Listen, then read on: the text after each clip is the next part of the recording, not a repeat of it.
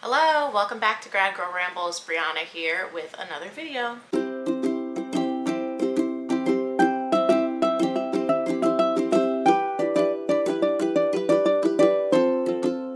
So today I really wanted to talk about what my rotations look like on my internship. As a reminder, I'm in an academic medical center that is kind of like a general hospital, but it also has like a children's hospital embedded within it. Because my track is the pediatric psychology track, I am in the children's hospital and in the pediatric outpatient building. And so I'll kind of start with how my year started and where I am now.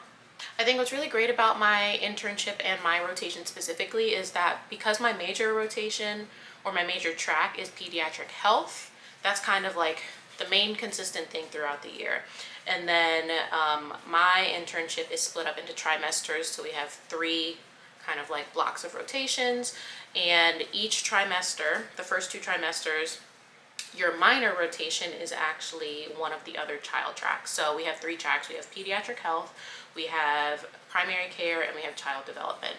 And so even though my primary one is pediatric health, I'm getting experience in child development, so kind of more broad child clinical, and then primary care, which is integrated behavioral health. So it's a really great opportunity to really get a breadth of experience. And then within my main track, I am getting a lot of in-depth experience with different kind of health conditions. So when I first got there, most of my schedule was pediatric health. I was doing inpatient consults, general consults. So we don't have a psychiatric hospital. When I say inpatient, I'm just referring to like general inpatient health concerns. I had a neuropsych-esque rotation that was 1 day a week where I would do 1 evaluation a week. And then I had outpatient like therapy slots. And so our schedule is 4 days on, 1 day off, which is didactics and administrative time. So 3 days a week would be my primary rotation, and then 1 day a week would be the minor. The first rotation, or the first trimester, my minor track was child development. And for that, I spent 1 day in the autism assessment clinic where we saw kids from 2 to 4 years old who had been referred for autism evaluations. And when they come in for those evaluations, like most of them, like most autism evaluations, the wait list had been, months, sometimes years for some of those kids. But that is why they were coming in. They were coming for an autism diagnosis. That was really exciting because I had a lot of autism experience prior to grad school because I worked in a center for autism, and so being able to really have something focused in that was really nice. And then the consults, I kind of shadowed my supervisor a lot. I would go with him to see consults and just watch, and then eventually we would kind of do like a co-treat model where I would start, introduce like why we were there, how we could help, and then we would kind of like bounce off of each other. And then eventually I was doing the consults and he would observe. And then at this point now I'm on my own. Like if it's a consult I've done before or one that I don't necessarily need a supervisor for, I'm on my own. Outpatient therapy is pretty much the same as it is most places. The difference is because I'm on the pediatric health track, all of my cases, or at least most of them, have some kind of co-occurring medical diagnosis, whether it is diabetes, it is functional neurological disorders. I have kids who have just like other functional symptoms like chronic constipation, emesis, and caprices. I'm like learning all these things, and so those are the people that I see throughout my outpatient therapy. So the consults and therapy are the 2 things that stay consistent throughout the whole year. Everything else is what changes. And then the 1 day of testing, I just had that with that supervisor, and that was a great experience. Second trimester, my minor rotation turned to primary care. So instead of going to the autism clinic, I was going to one of our primary care locations. We have a licensed psychologist who is there full time, and so I was doing like warm handoffs with her in the primary care setting, which was really cool. That was also very like broad general psychology, not necessarily having a health component, but if they did have a health component, we would sometimes refer them to our health psychologists on the main campus. Again, things that stayed the same: outpatient therapy and consults. The difference was I added more consult time, so I was able to see more people in the hospital.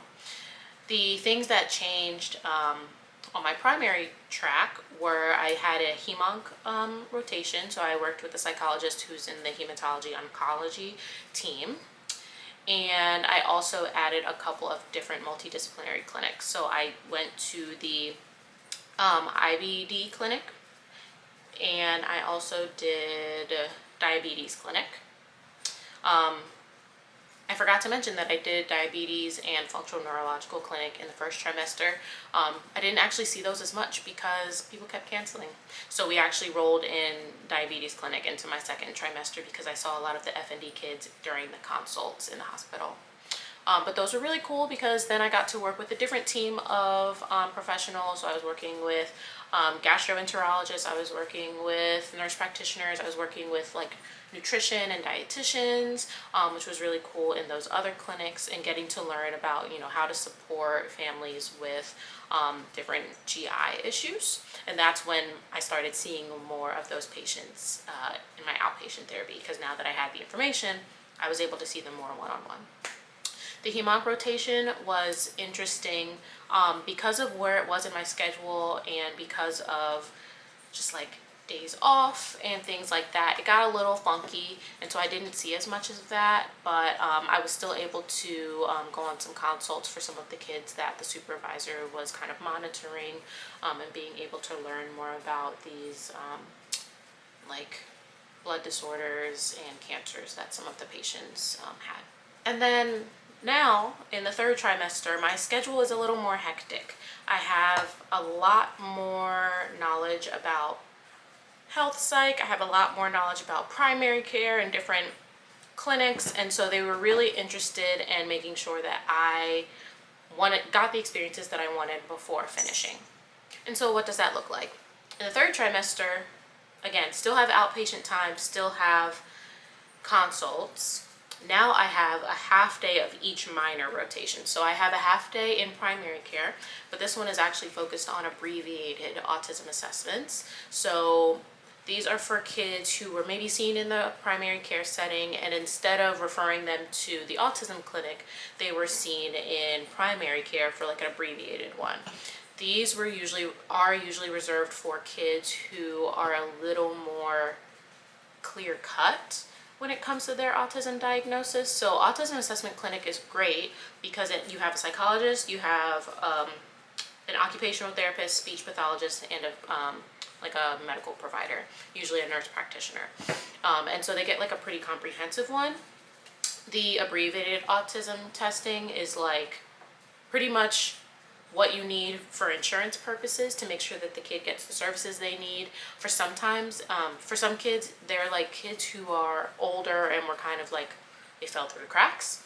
And so we're able to get them in a little bit faster. It's still a few months, but those are the kids who maybe don't need like a full autism assessment. They need like a quick route to services. And then my other half-time one is a little different. So I saw the feeding clinic, so working with kids with different feeding disorders, Down syndrome clinic, and a sexual health and wellness group for adolescents with autism spectrum disorder, which is really cool. And so that one is not necessarily a half day. It just depends on when those certain clinics were happening. On my main track, this is where things are a little complex. I'm in a lot of different clinics. So I'm in a heart transplant clinic every Tuesday. So I work with the team, the transplant team, and I see kids in the morning, outpatient, who have either already had their heart transplant, they're waiting for a heart. They do these like weekly check-ins. Some of these kids come in multiple times a week. I only see them on Tuesdays. And then in the afternoon, doing the inpatient follow-up. So if we do have any kids who are in the hospital, we check on them Tuesday afternoons, just kind of see, like, keeping up with how they're doing. Some of the kids who we see are waiting for a heart, but they're not stable enough to wait at home. So we keep them at the hospital to make sure that they're stable and they're still like eligible and ready for a heart when one becomes available. On Wednesdays, I rotate through different clinics. So Down syndrome clinic is one of them. I also do craniofacial clinic, which is really cool. I wanted to do that one because a lot of the kids we see in that clinic are young. And if you are familiar with my interest, I'm really interested in early childhood, which is really cool. I also am technically supposed to go to chronic headache clinic, but it's only once a month and people have canceled every month so far in this clinic. So I actually haven't been to that clinic yet, and we only have one more Wednesday left before I leave. So I guess we'll see how that goes. And then the last thing are we have them marked in my schedule as gender evals. But they're not gender evals in the sense that we're like doing evaluations for helping with like medical decision making. In the state of Louisiana, they have banned gender affirming medical care specifically for minors. And so previous to that, my supervisor was doing evaluations to help like teens and adolescents access some of that care, whether it's like hormone replacement therapy, or he wasn't really doing a whole lot, I don't believe, with like surgeries, but now we cannot do that. And so it's kind of shifted the focus. So all of the kids I see on that rotation do identify as gender diverse, whether it is non-binary, trans. We have some who are like kind of just like at the beginning, like exploring stages, and their families are kind of like, how do we best support our child? But all of them also have some suspected neurodivergence. And so the research really shows that there's a lot of overlap between neurodivergence and gender diversity. So that's kind of focused to that right now. It's not necessarily for like medical decision making, but that's like the population that we're serving with that rotation specifically. I think over time it may change depending on legislation in Louisiana, which is a hot mess. But what we're really focusing on is trying to help families support their kids in this kind of very unfortunate flux of non-affirming care that's going on in Louisiana. So that's kind of our focus now. But I just quickly listed all the things that I'm doing, and I think when I look at my schedules, like the ones that they send to me, it's very chaotic. It looks very chaotic, but it flows easily. But I think that's what's really nice about pediatric health, is that there's so many different specialties that you can really get experience and training in. And me coming from a school psych background, we don't get a whole lot, if any, training in like health psychology.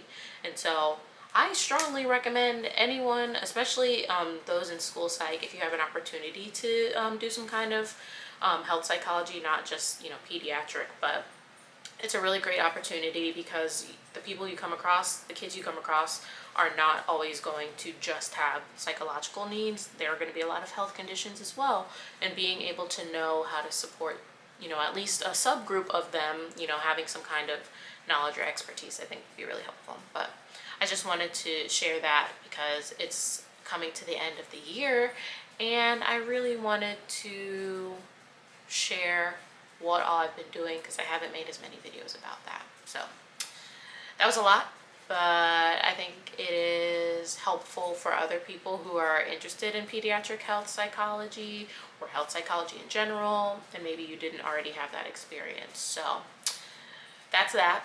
And I think I'll be sharing a little bit more about pediatric psychology later. But I will catch y'all later. Bye.